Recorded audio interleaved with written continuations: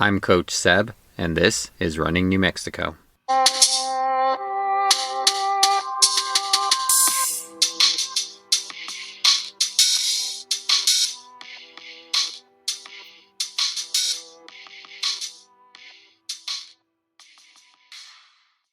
All right, joining me today, I have Timberlin Henderson.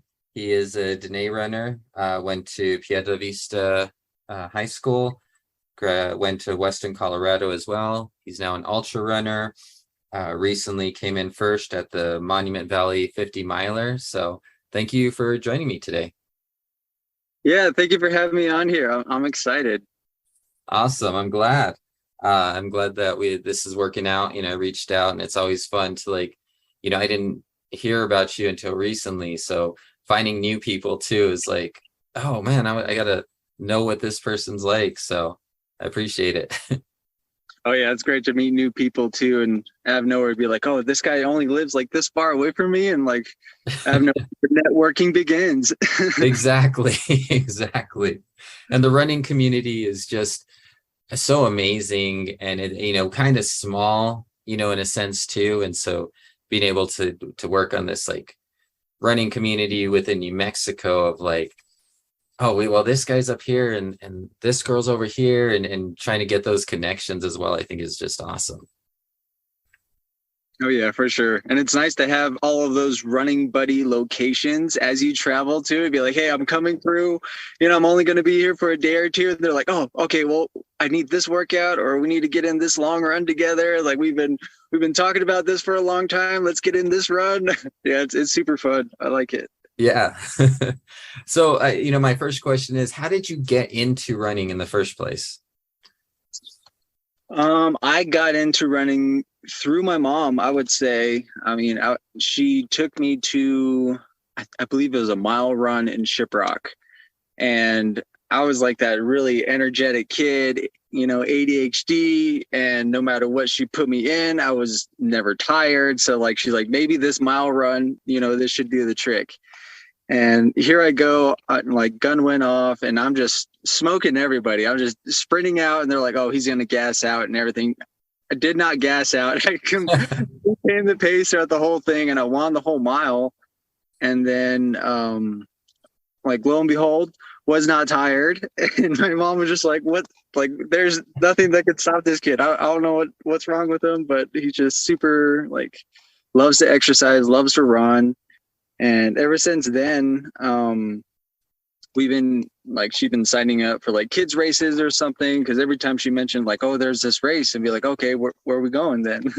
I didn't really mind because we got to travel. We got to like see cool places. And usually the mile courses, they'd have like the adult races. So you get to see the big boys run, and you're like, oh my gosh, like one of these days, maybe I'll get to that level, but who knows, And yeah, it was super fun. And also when I was a kid, I was into baseball. So I'd hit the baseball tournaments.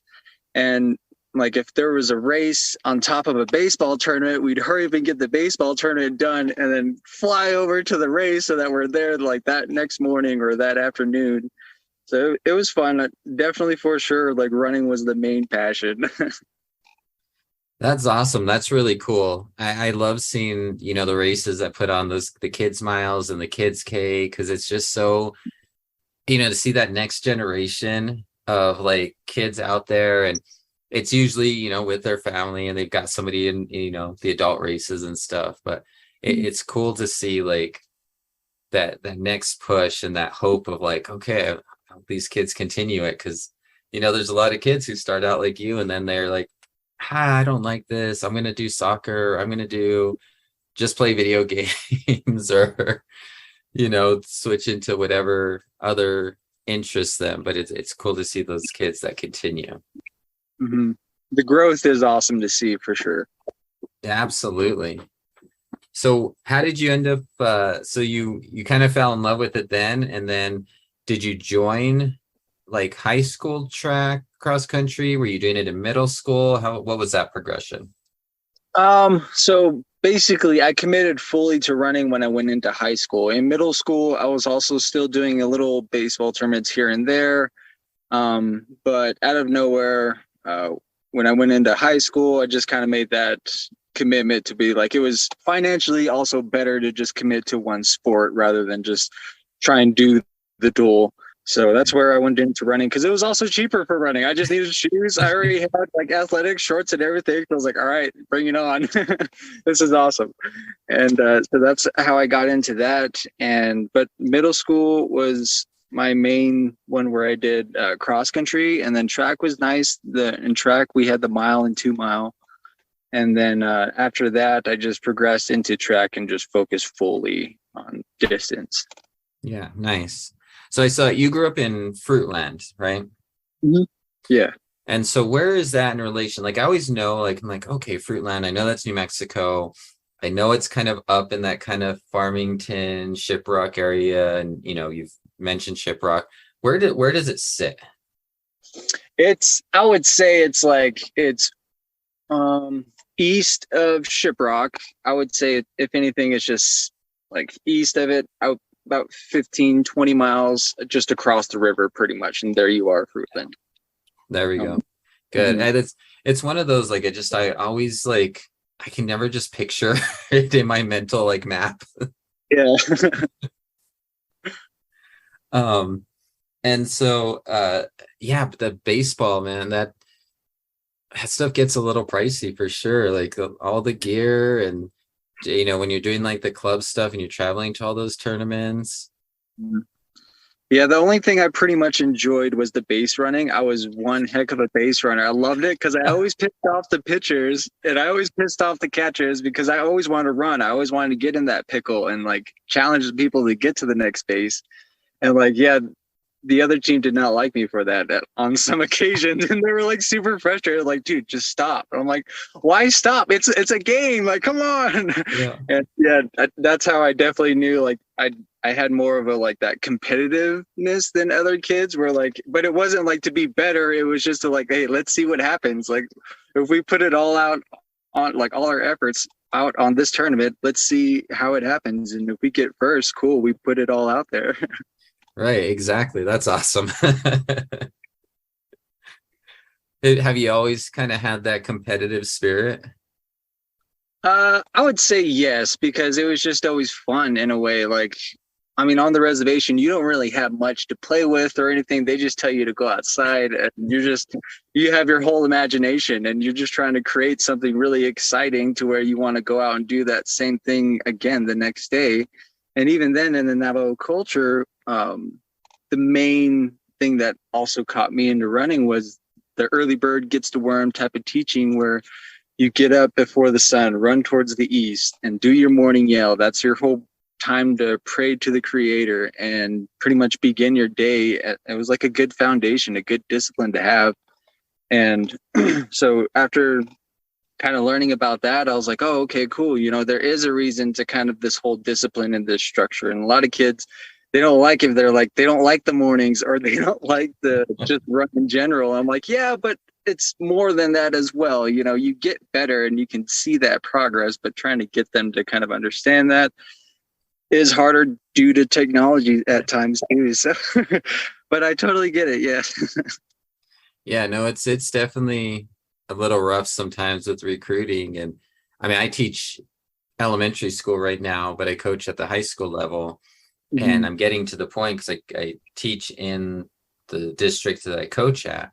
And so I'm starting to see kids that I had in my classroom or that I saw on the playground.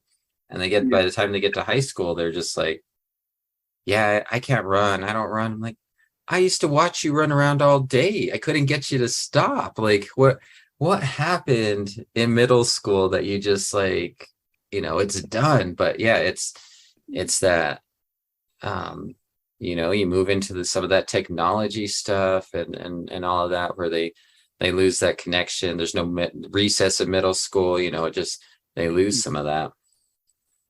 Yeah, for sure. I mean, I'm also really horrible at video games. Like I'm really bad. And that's the reason why I don't even have any video games as well, because my thumb literally cramps up if I play anything. I'm not even joking. Like, it's so bad. Like, you see those like uncoordinated people on the basketball court that are trying to play basketball and they're bad at it. That's the same thing with me with video games. Like, it's horrible to watch to a point where like just grab the controller from me and just play, and I'll just sit back and watch.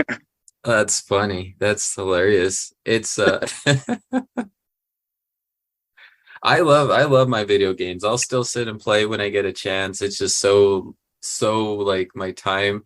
My little son, he's 10. He'll come out and he'll be like, "Why are you doing that? You should be." I'm like, "I'm not. I don't get the time you get to play this. Like, I don't know what's going on." Oh man. So as you progressed in your high school career, when did you start thinking that you might be able to run, in college? Um, I honestly wanted to run in college by like like definitely I would say my freshman to sophomore year, like when I entered high school. Mainly just because the competition that I had during that time, like when I was just entering as a freshman, like the senior runners in Arizona and the junior and senior runners in New Mexico, that was a solid group, and it was like pretty quick, and it was like the times were pretty fast and everything. And even then they were going on into college and kind of seeing that, and like the ones I kind of looked up to and everyone in that time looked up to was like Billy Orman, you got Bernie Montoya, you got kind of people in that like age group where it was just like, okay, you saw them kind of compete and get to that high level. And even then I knew Billy because he always raced at the Hopi 10K in the summer. So we like, that was like your time to kind of socialize with them and do all that kind of stuff. And that was like my only time I got to race with them because I was in New Mexico. So it was really fun to kind of just chill out with him. And he's super smart. I mean, he went to like Stanford, he went and then he transferred to Harvard, and like just to see that academically and just seeing him as a human being, I was like, okay, it is possible. You just got to have that kind of structure. You got to just have that discipline to a point where, the passion kind of makes up for the rest if you just have that. And, that's how I just kind of like focused on kind of that part. Yeah, I mean, that passion and seeing people, doing it is so important. I feel the same way. There was some people I was looking up and watching when I was in high school too, and just like being able to see them go on to that next level. And it was just like, well, I may not be as good as them yet, but I want to do that. Like, I want to be like that as well. Mm-hmm. It's such a great motivator too. Oh yeah, especially when you see like the high schools, and it's like that, like high school is high school, and like if you can make it past there, you can make it past anywhere, because like it's a tough time, man. It's a tough time. It absolutely can be. It's oh man, watching. I mean, just remembering from my own experiences, watching what these kids go through, everything's just like this huge thing to them, and it's just like, but being involved in a sport like running and having like those connections and being able to meet up with those people, mm-hmm. and having that space where you can just kind of find out who you are in this kind of like competitive but overall supporting group. Yeah. So it's pretty amazing. So watching these guys, did that help you kind of push like to get to the point where you wanted to be, and like, no, like these are the times I need to hit, this is what I need to get to state, I need to perform at state and things like that?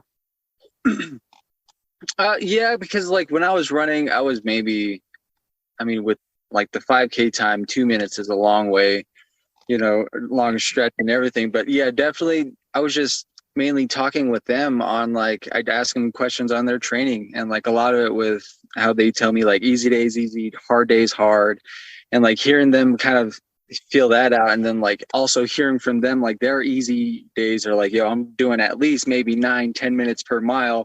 And you're like, oh, okay, even the fast people do very, very mileage. And it really gets you thinking though, to a point where it's like, okay, really you just need to train you can train the body to get to that point. You don't have to have that talent. A lot of people think, oh, you just have that genetics or it's the talent type thing. It's like, no, they consistently got in the time And even Billy, when he went into summer training, and after that whole big summer base training he had, that's where he went into that junior year just spiking, and like he was improving his times by over a minute. And I was like, oh, okay, if you just do the work in the summer, then maybe you'll have better season in the fall. And it all makes sense. You can like set it up to a point where you can have a great, successful like month. And that's how like I never knew of tapering until I kind of knew about them. And I was like, oh, there's tapering where you can set yourself up for these really awesome races. Who would have thought?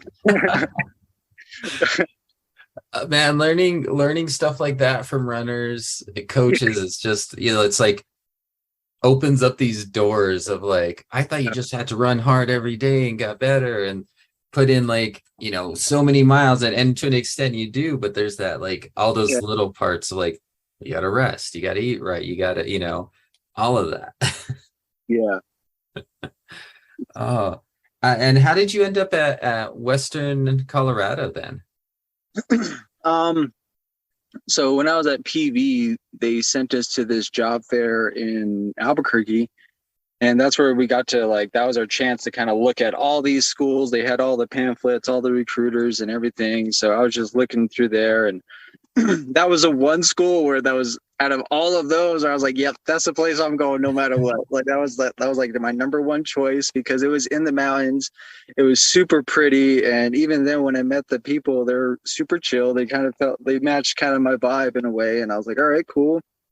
And then they like forewarned me though. They're like, dude, it's cold as hell over there though. And they're like showing me the degrees. And I was like, all right, thank you for being honest with me on how cold this is. But at the same time, I was like, this is actually really pretty though. If you like look past all the freezing temperatures, there's some awesome, like beautiful places that you can truly like explore. And I was like, oh wow, and I'm a huge outdoor person. So, and they're like, yeah, they're like, if you hate the city, if you're not good at the city and you're good at just secluded mountain areas, this is a spot for you. I was like, dude, you're checking all my boxes right now.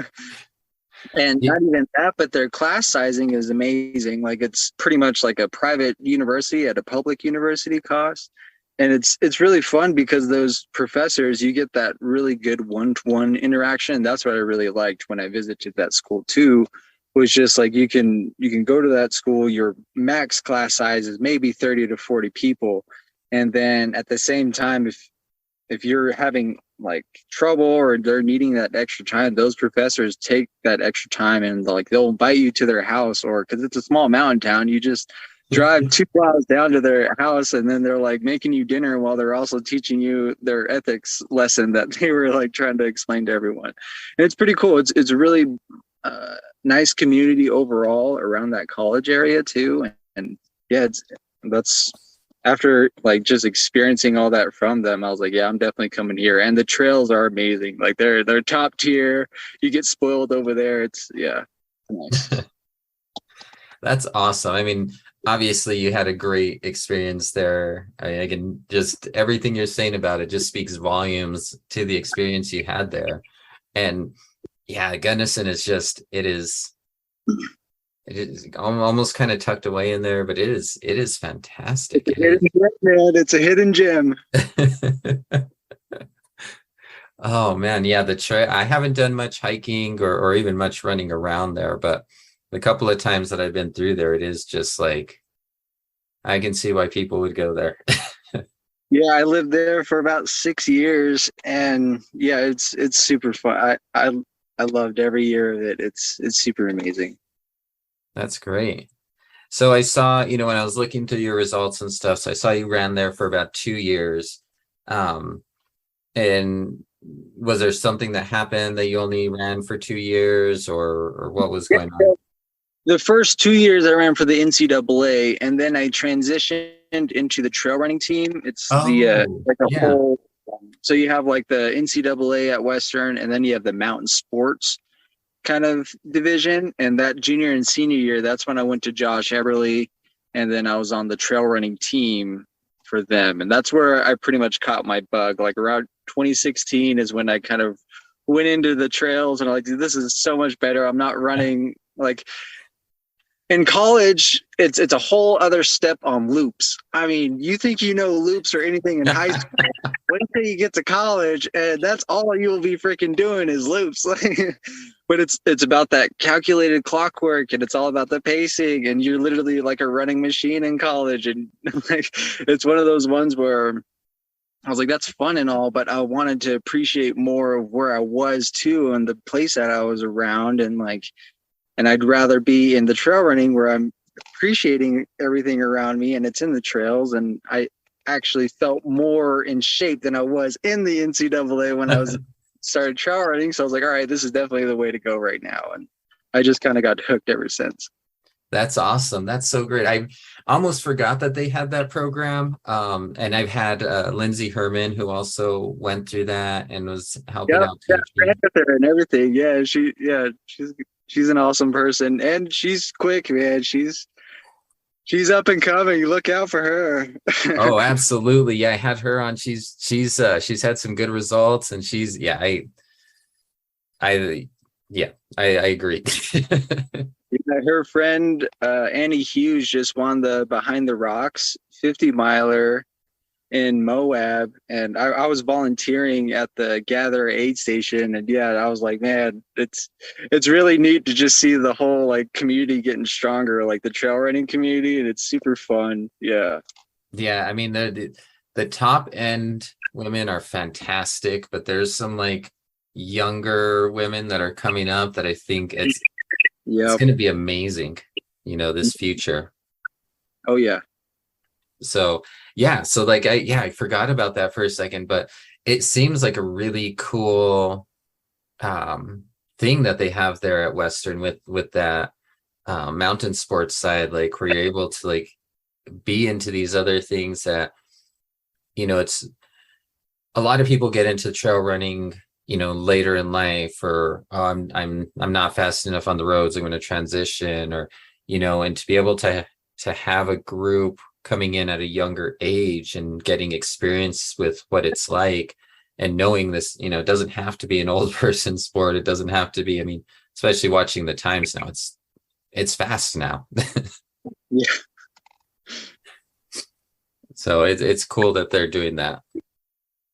Oh yeah, it's getting a lot quicker and everything, and I feel like too it's becoming more acceptable. I feel like a lot of it was just like we just did it for the passion, but then like it wasn't really something that you could like sustain yourself as a career or anything. So then like now those options are kind of opening up, which is really awesome for all of us as runners, for the trail community. Right. You're getting, you can have shoe sponsors, and the major, like now the trail shoes people are sponsoring, plus all the other stuff. Like people are getting into putting money into the sport, which I think is fantastic. Any money into running is always I'm always going to be for that. Oh yeah, for sure. So what, you talked about kind of jumping into that.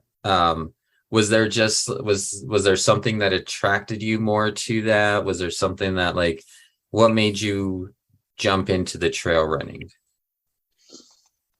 Definitely just the grittiness, I would say. What the is a whole like it's a whole slap to the face. Like reality really hits you.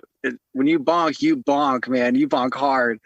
And yeah, so when Josh signed us up for the Moab Trail Marathon, the first time I ever did, that was like my first trail race. And yeah, that was a wake up call, reality check. I started out of nowhere. I was like, dude, if I'm going to commit myself, I have to be very serious with this sport. It's one of those, it's rather like you live or you die on the trail too. Right. So that situation, like wrong step on the trail and you're on a cliff, you're falling on that cliff, and like search and rescue, they're probably could only get a helicopter to get you at that point. So like, if you do fall and you live, you're going to be hanging there for a couple hours. So, reality really sets in when you're on the trail. Definitely like what my first race, yeah, I fell off a trail and I was on a switchback, thank God. And yeah, when I fell off of like two sections of the switchbacks. Wow. And was like super scared. I was like, dude, I just cheated death. Like, thank God. And at that same time too, I was out of shape, and the hills, there was a huge like 1,000-foot climb towards that back stretch. I believe it's like towards kind of like the halfway point. And yeah, I was not ready for that one too. After I got to the top, I tanked out, bonked out because I didn't have enough calories or water in me. And yeah, that's what caused that whole fall. And by the time I got to the finish line, I was like, dude, I lived. That's all that mattered. I don't really care about my time, but I need to really get serious about this. And then ever since then, I just kind of looked at that progression in training, and I was like, yeah, Josh, I'll be here at practice. Yeah, I'll show up and do the work.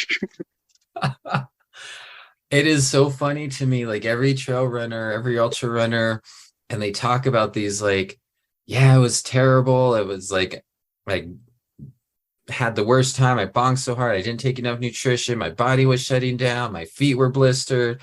It was this, it was that. And then I signed up for another one, or I came back to like just. It humbles you. It humbles you to a point where it's like, oh, you thought you were ready, or you think you're like, you have this mastered, or, when really it's like, you really can't master anything with running because it fluctuates, it changes, and it's so evolutionary to a point where it's like, okay, well, you mastered this year, but not all the others. Right. Like it's so different too. So it's super unique and super fun. Well, then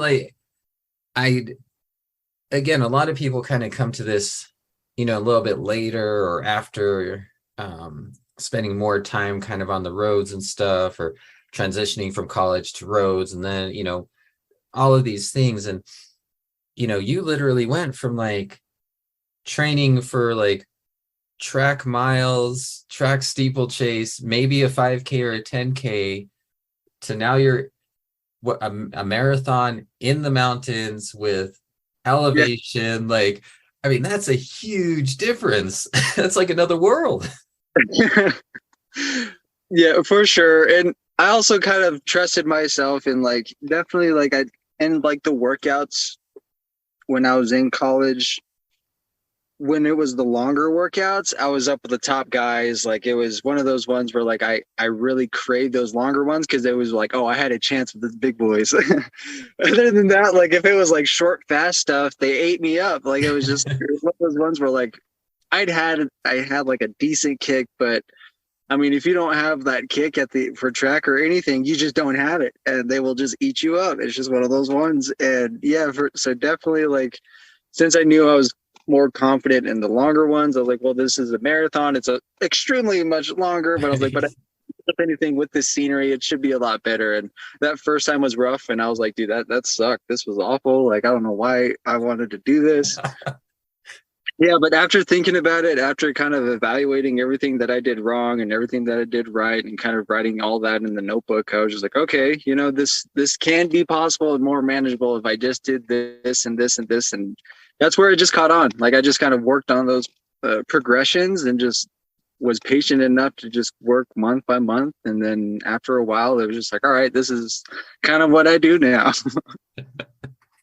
And how important, once you got into that trail running part, like, I mean, obviously nutrition is always important with running. It doesn't matter if you're running sprints, ultra marathons, like nutrition is so important. But when you're taking nutrition, how you're taking nutrition is vastly different. So, going from track, you're worried about what you're eating that morning or for lunch for that race later. You're not worrying about having to like, oh man, I need to make sure I've got a gel 10 miles in so that I can make it the last, or I've got to have something to chew on. Like, what was that like in that transition?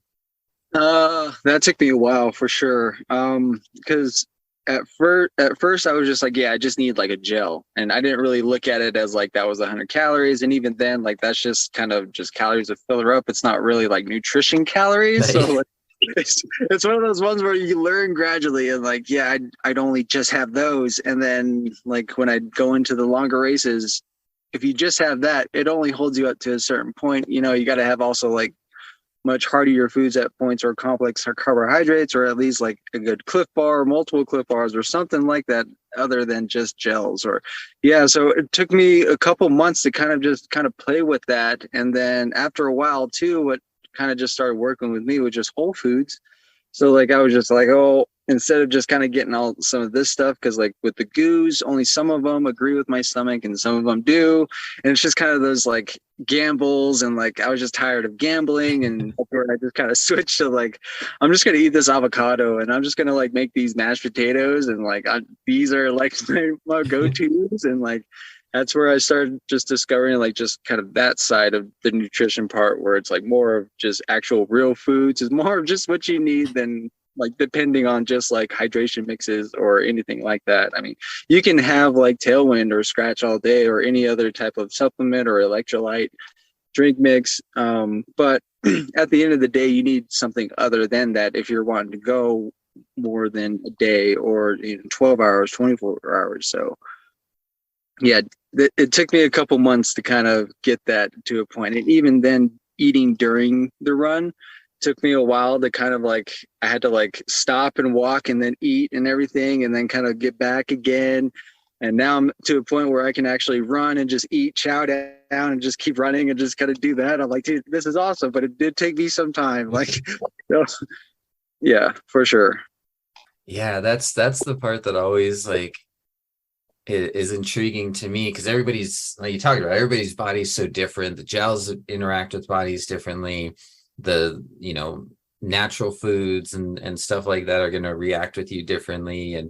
And from what I've heard, like even just depending on the race, like you could be middle of a run and you've got your food with you and just like, I don't want this, I gotta put it down, but this is not what I want. Yeah. That's just so intriguing to me. I mean, so much about the trail world, because I've never really done it, is just so fascinating to me. Mm-hmm. Yeah, it's super fun and super humbling. And what I love about it too is after that, like when you start to really get to know the area that you run into, it's super fun. It's like your own playground, and you just kind of go ham on it. It's super awesome. Like each area that I've run in, like each city, now I just calculate how many miles I've done in each city or something. Just be like, all right, now I know this is my like best playground is just going to like this city or this area, and just like camping out there. And yeah, just putting in the work is really fun, because right when you get to know that whole area and you get to know the trails to a point where you're not getting lost as often, and you learn to kind of navigate, then yeah, it's fun. You could just explore. That's amazing. I think running is such a great way to explore, the cities and the areas around you, because there's just no better way, I guess. Except for dealing with traffic if you're in a big city, but yeah, for sure. So, obviously you joined this team in college, and you've, you've continued it. I mean, you like talked about, you just won Monument Valley 50 miler. You won the Arches Ultra 50 miler earlier this year as well. When did you think that this was something you could continue past college? I would say right after I graduated, I definitely wanted to stay in Gunnison and kind of keep running. I still wanted to train and everything. And that's when I kind of knew like I just had to kind of step it up and kind of commit to it. Since my passion, I still wanted to stay here. So then that's when I kind of committed, and they're like, all right, I'm going to still run, still train, still kind of go with it. And I'm definitely glad I did that, because I feel like if I didn't, I would have probably just kind of talked myself into just being like, oh, just kind of do this, like settle for this rather than doing that. And then later on in life, I know if I was older, I would have been like, I should have just did this. Right. Did that, like, So that's kind of the reason why I committed and stayed in Gunnison and kind of worked on myself there. And yeah. That's great. What was your degree in at Western? So I got a bachelor's in biology. Okay. Mm-hmm. Nice. You can do lots of different things with that. Oh yeah, lots of different things. Uh, so, you talked about earlier kind of a little bit of kind of culturally, run to the east and in the morning and learning that stuff. Does that still have a big place in your running now? Yes, it's definitely now. I notice it's not necessarily like a ritual thing I do now, just because I have like a training block and I have like specific stuff to a point, to where now it's like I'd rather just get up in the morning and just kind of look at the sun and kind of do my prayer and just kind of get ready for my training sessions and what I have planned that day. And but if it is moving and I do feel like I do need that run, I'll go out and do that run. But also it's a lot of it is just that discipline where now like I wake up early in the morning. It's one of those habitual things where like I'll get up at 5:30 or 6 and I'm like, all right, I literally can't go back to sleep right now. So it's one of those, like, begin your day. It's, yeah. And I'll begin my day and yeah, I'll pretty much just set myself up with that. But the foundation of that and that whole structure of how I was able to just remain getting up early in the morning, remaining just keeping up with my training and running is just knowing that when I got up in the morning, this is how I begin my day now. It's, yeah. I've done it so many times to where now it's just like, all right, I don't really need my run for that prayer for the creator, but I know like he'll get it that day. Yeah. You talked about the, your training block and all that. Do you create your own training block? Are you working with a coach right now? What does that look like for you? Yeah, so the past years I have just been working with myself and been self-training, doing my own thing. But now this year I got awarded from the All In Trail Collective. It's like a running scholarship. So I'm now working with Joe McConaughey. He's an awesome ultra runner. I mean, he has his established resume that is just beyond this. Like if you look at his resume and his record, man, they'll blow your mind. He's got a lot of FKTs. And just having him as a coach has really opened my eyes in just kind of training structure and just kind of looking at longevity, rather than, because I feel like I have consistency down, but it's more of looking more long term. Right. So having him as a coach is really awesome because he's really having me look at that as well. And just kind of being more focused on like the quality work itself rather than quantity. Because I feel like when I was doing my own thing, I'd always have to make sure I'd be at like 70 to 80 miles per week, and I'd be at that, and then like nothing else would kind of really change. Or like if I really did just need 60 miles that week, I'd like force myself to do that set or to get that 70 or 80, and then I have nowhere to be like, dude, I feel so like fatigued 2 to 3 weeks down. Like I'm wondering why. I'm like, well, it's probably because of this, but it's nice to have that coach to tell you, it was probably because of this and this and that. And, it's nice to have, that chip on your shoulder to kind of look at and be like, all right, now I kind of realize what I've been doing wrong here. Right. It definitely group. It's a bunch of coaches and athletes, and their whole goal is just to build the whole next generation of trail runners. And like that whole scholarship, it's like a 1-to-1 mentorship. Wow. Where they just kind of help us out with our training, with any questions we have with running. And then like with all the other all-in athletes as well, we can talk to each other if we have any questions, and like we have like our own chats things, and it's really nice, and it's fun to be a part of because it's a community that we don't really have access to. We never had it until we had All In Trail now, so it's really cool. It's really fun. That is really cool. I've never heard of that before. That's an amazing idea, and again, like putting that money into it for that next generation is important. Oh yeah, for sure. And even then I love how Joe's really looking also for like trying to increase the diversity of runners in the trail running community as well. So I'm really I'm really thankful and happy that he took a shot on me. And I'm like, all right, now let's work together. Let's put in some work. Let's make things happen. And it's been going really well. We got done. We're starting on our second training block. The first training block obviously went really well with our 2 awards, but yeah, it's looking awesome. I'm excited for the rest of the year. That's great. I want to go back a little bit, talking about that kind of diversity in the trail running.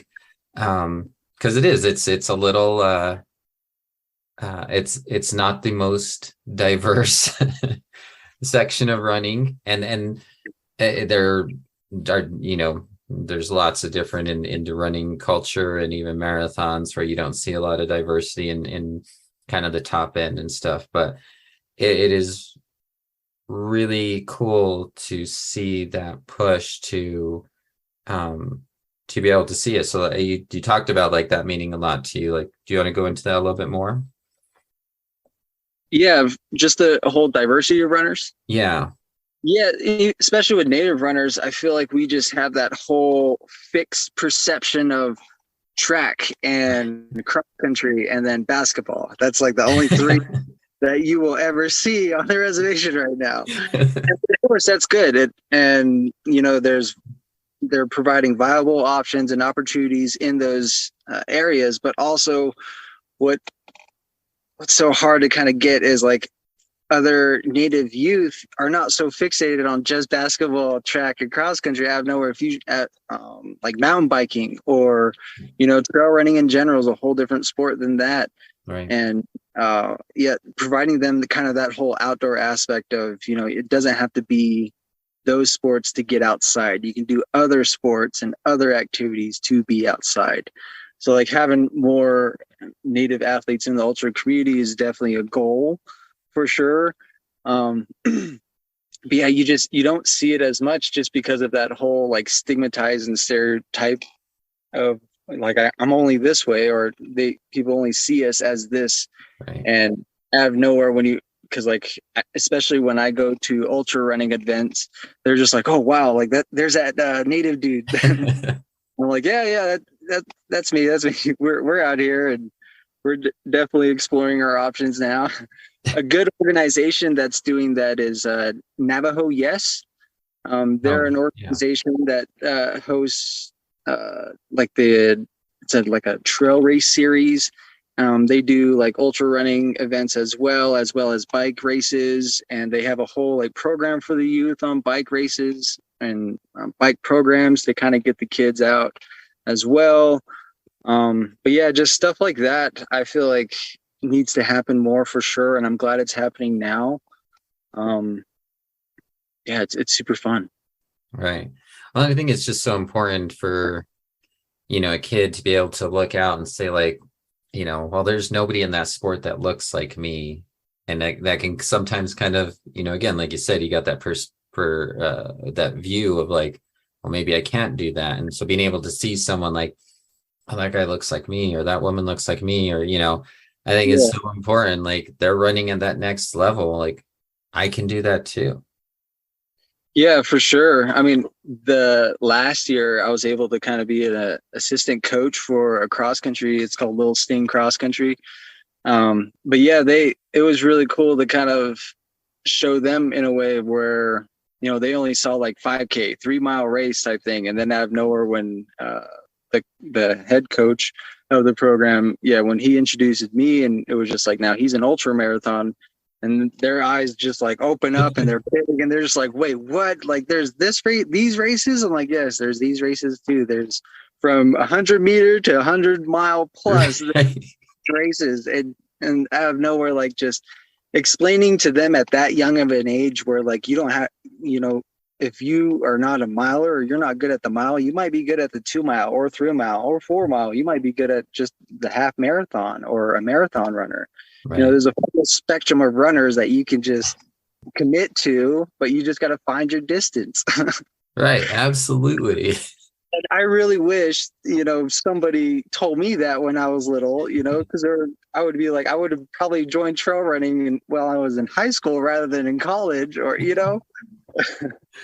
Absolutely. Well, and I think there's just more opportunities for it too. There's more races popping around, and I think it's easier to find out about them too. And even just like little, uh, Taos and Taylor, Mount Taylor ones, and the Indoor and Santa Fe, all the ones that are popping up or have been around in the state for a little bit.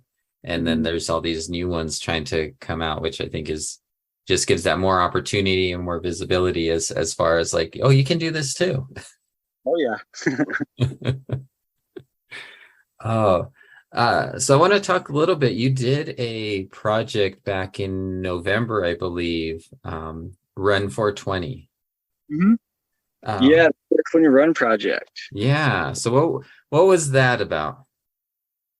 So that whole project was with Stigma Wellness, which is one of my sponsors. They're an amazing company, an amazing family. It's a family-owned company, and they're really awesome. They're a brand that truly believes in shattering that cannabis lazy stoner stereotype. A lot of people get fixated on that, especially in the area that I'm around and that I'm from. There's definitely that just negative perception, especially when I went off into college and out of nowhere, my first sponsor was a cannabis sponsor and a hemp sponsor. And out of nowhere, when they saw that, they're like, "Oh no, you're just going to be another like stoner runner type thing, or you're just a hip runner." It's like, well, maybe, but it's not that. A lot of people don't really see what I'm truly running for, don't really see that underlying message, which is totally fine. I don't really open up on that a lot, so I understand that. But yeah, so with that whole thing, their whole goal is to just basically redefine cannabis through our actions. And that whole action on that project was to run for two charities. Their first charity is Fundamental Needs. It's a nonprofit organization. And what they do is they try and help with so if a community lacks in a certain resource, they try and help with that resource in any way that they can. Their main project is the water project on the Navajo reservation, where they try and install water generators. Each water generator costs around $3,000. But with that installation process, they created a whole after-school program for high school students, teaching them to kind of how to install so they get that nice volunteer work, trade work, all of that. And also they can use that volunteering hours for their like college applications or scholarships or anything like that as well. So it's just kind of that overall well-being and that overall kind of helping out is what that whole charity organization stands for. And then the other charity is Every Mother Counts. And that one just financially provides a safe childbirth for mothers across the world. That one just also really, really touches base home with me just because, when I was born, it was just me and my mom. There was no one in the living room or anything. It was just me and my mom. And although that might sound like a very sad moment, in a way for me, it was like a very sacred moment and a very powerful moment for, that when a baby is being passed on to the mother, that's a very strong moment and a strong connection. So, and if out of nowhere, if money is going to be an option to kind of inhibit that, or, to a point where you're worried about your child or your baby's health, and that's kind of one where like you don't really should be worried about that. That could have been my mom, but my mom had me out on a reservation where it was financially covered.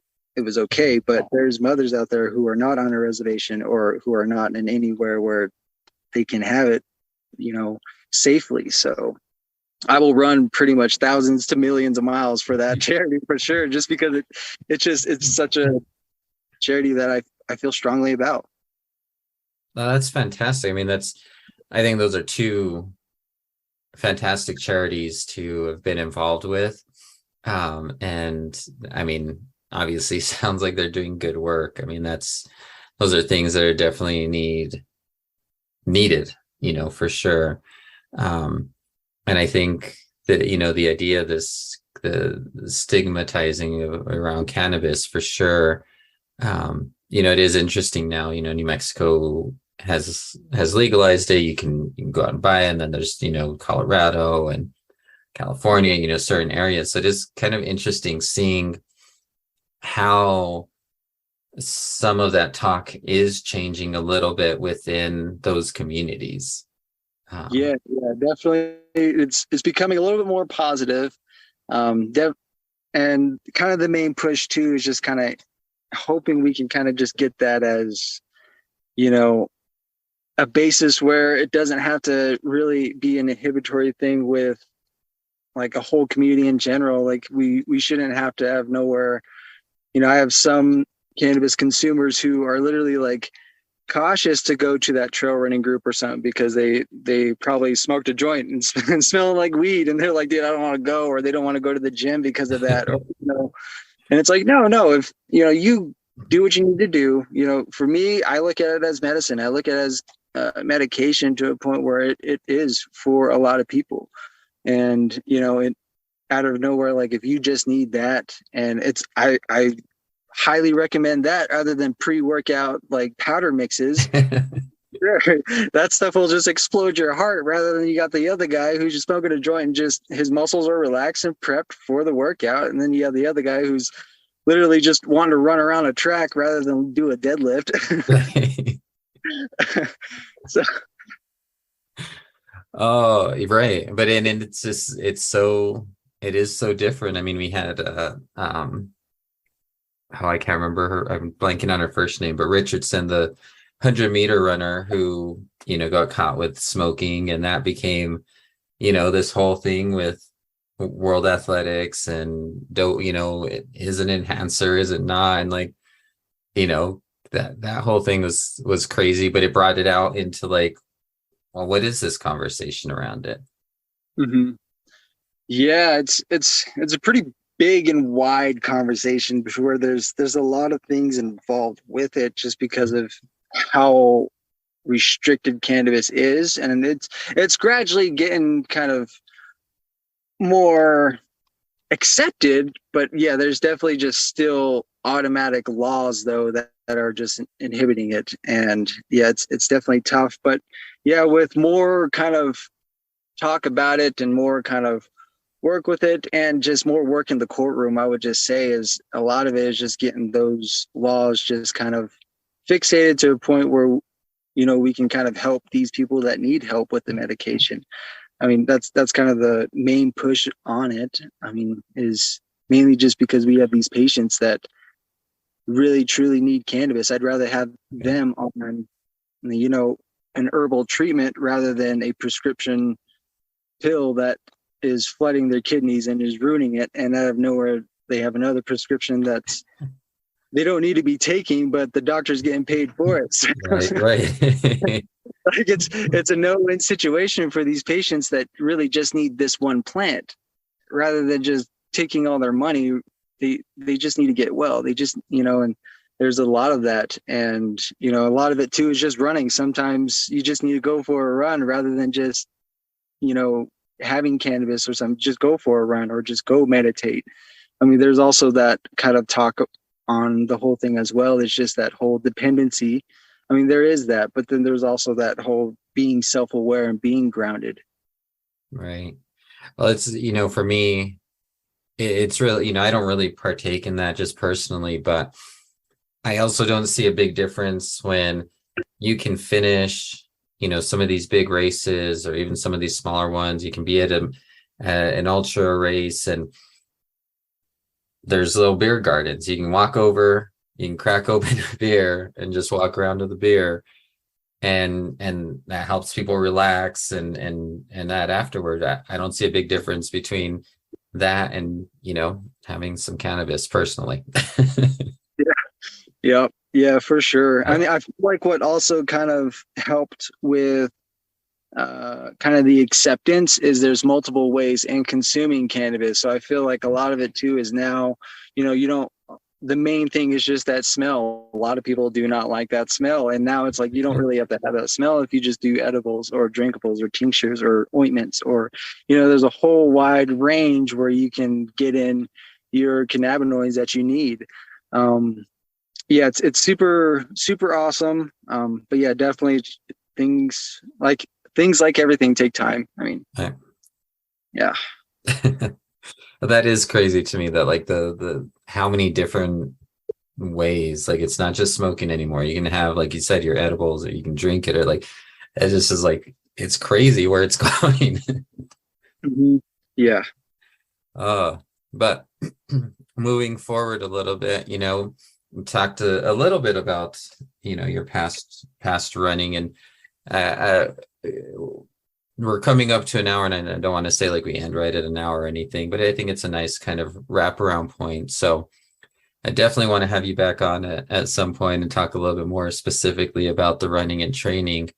But you had again two really good races recently, and you talked about kind of that next training block.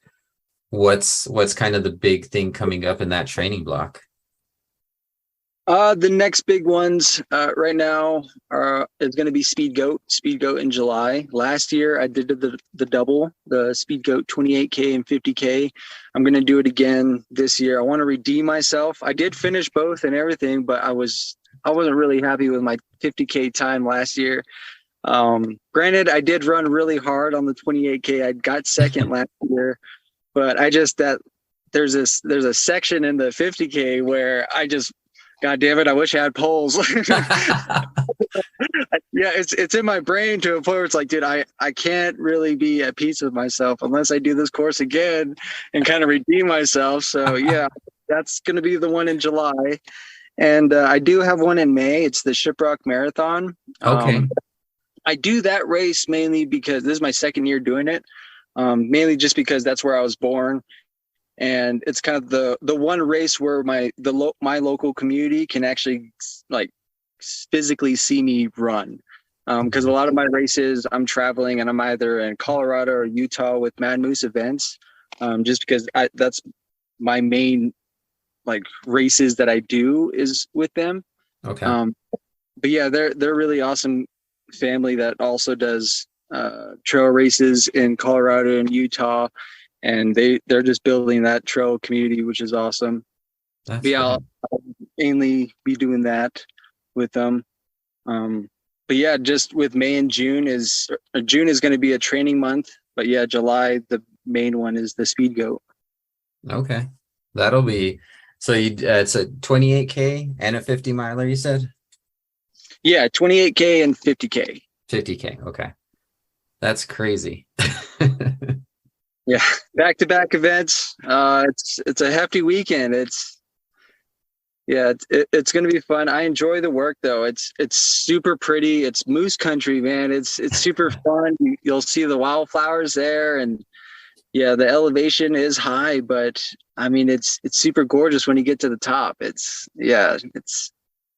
definitely addicting for sure, because you definitely want to go back up, but you're like really tired at the end. That's really cool. um I've seen you've done quite a bit of 50Ks and 50 milers. Um any thoughts on 100 milers? Yes, I'm actually going to do one for Mad Moose events. It'll be the Candylands 100 in October. Uh, Okay.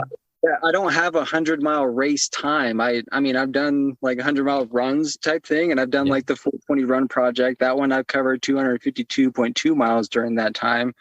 But like, yeah, I just had like those times, but not like an actual race time. So that one's going to be exciting to have. Well, that's cool. Does that, you talked about kind of being able to look at the bigger picture, with your coach through the grant and everything. Is that eventually kind of, are you looking more into those 100 milers, or is that just kind of I want to have this for the future? Yeah, definitely looking into the 100-milers, but more so with the longevity part. I mean, there's like big other like projects that I want to do. Like one that I'm working on, it's going to take some time. I might do it maybe in 2024 or 2025, but that one will be the Navajo Long Walk Trail. Yeah. Um, I want to set the FKT for that one, so I'm working on that. And yeah, Wow. so that will be a really awesome one to have. Just because I just feel like it'd be a good one to just, the FKT. What's the FKT? Oh, it's a Navajo who has it. So I'm like that's kind of like my main goal. And Yeah. that one is just doing that for my ancestors as well.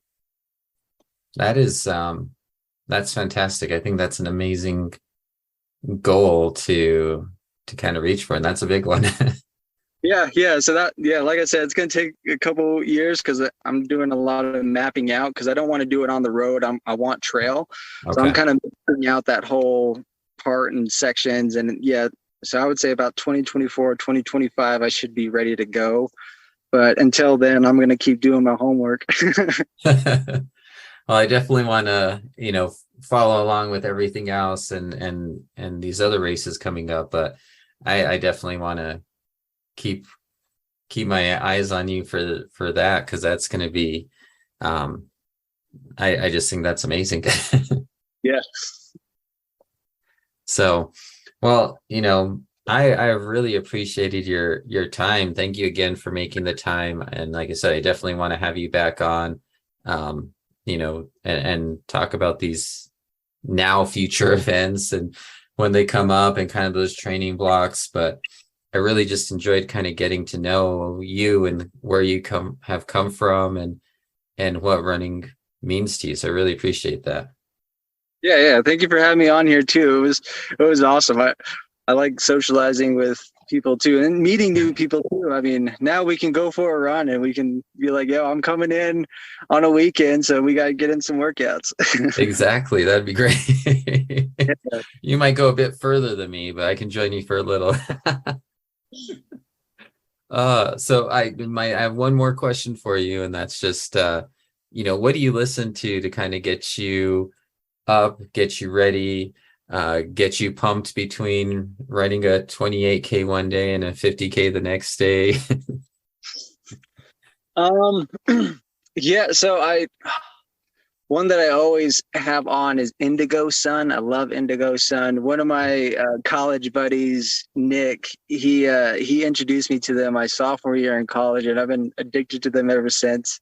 I like to listen to them, Lotus, and of course Fish, Slightly Stupid. But other than that, if I'm kind of getting into more of my grittier side, it'd be more like I love like Triple X, Scarlord. I mean, all of those guys, JID,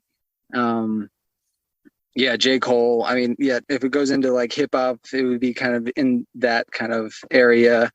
Travis Thompson, I like to listen to him as well. But yeah, those are kind of like my little.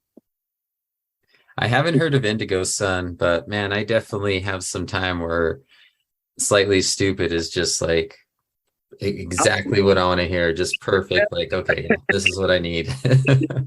For sure, especially when you're like on mile 50 or 60 and you're just like, dude, I hate myself right now. And you're just like, all right, cool. Actually, when I was coming through on the 420 Run project, I was coming through Santa Cruz. It was the best thing ever because Slightly Stupid came on, and right along the coast, I mean, there was the number of hot box cars I seen. Like, with that song, it was just so fitting. Right entering Santa Cruz, and I was just like, "This is it. I just need to join my hand right now. Then I've completed my moment right here. This is crazy." That is amazing. That's that visual, everything. I can just like that. That just sounds perfect. Yep. That's awesome. Oh man. Well, like I said, this has been a pleasure. I'm so looking forward to the rest of this year for you and again into 2024, 2025 with those bigger ideas, those bigger thoughts. Like it is, I'm excited. So thank you for sharing that. Is there anything else you want to add before I let you go? The Shiprock Marathon for the local community, it's on May 5th. So definitely, if that's like the one chance for the locals to kind of see me run and everything. So definitely, it's one of those heart-wrenching and touching events. So if you're in town, if you're nearby, go and check that one out because it's a really fun organization. And Navajo Yes organization, they host that event. So yeah, go check that out. Awesome. Well, then I will go ahead and I'll make sure and I add that to the show notes too for anybody that wants to register. I'll try to put a link. I'm sure they have either a web page or even an Instagram account on that. It's a Boston qualifier, so let's get some fast people in there. There we go. Awesome. Well, again, thank you so much. Yeah, for sure. Thank you so much.